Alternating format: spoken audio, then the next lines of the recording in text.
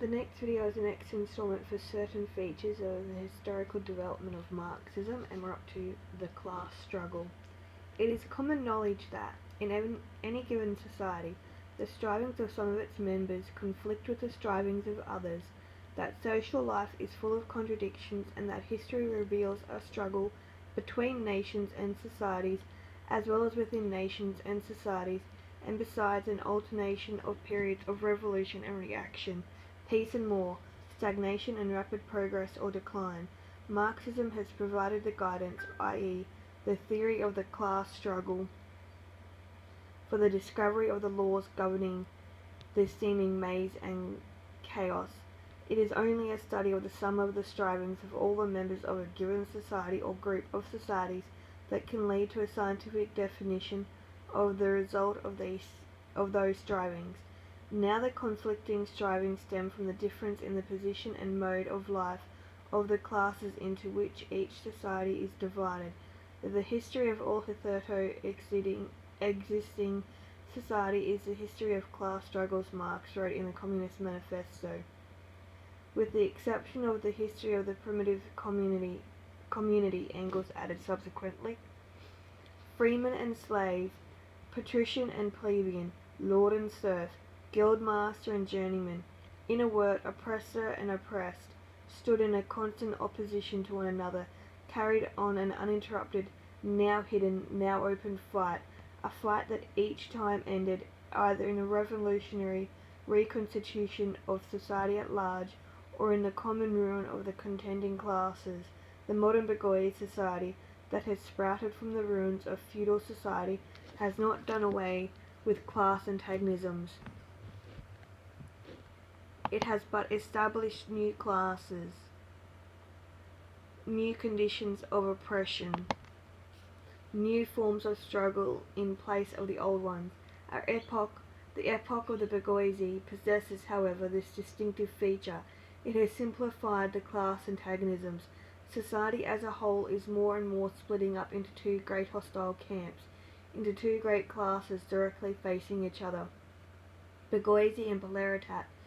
Ever since the great French Revolution, European history has, in a number of countries, tellingly revealed what actually lies at the bottom of events: the struggle of classes.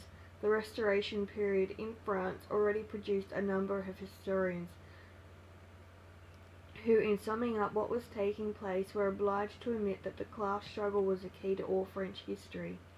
The modern period, that of the complete victory of the bourgeoisie, representative institutions, extensive if not universal suffrage, a cheap daily press that is widely circulated among the masses, etc., a period of powerful and never-expanding unions of workers and unions of employers, etc., has shown even more strikingly, though sometimes in a very one-sided, peaceful and constitutional form, the class struggle as the mainspring of events.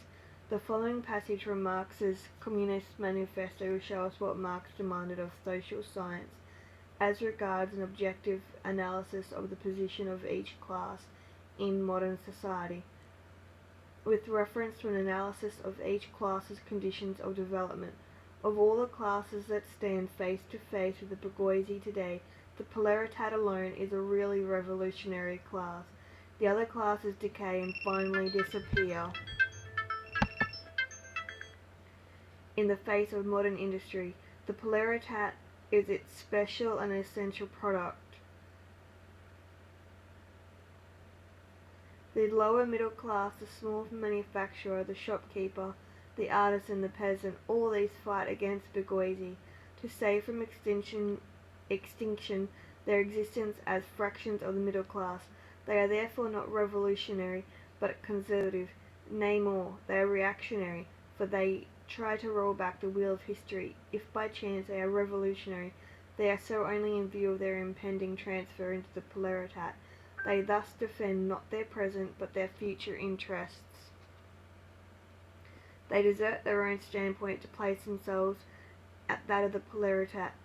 In a number of historical works, Marx gave brilliant and profound examples of materialist historiography, of an analysis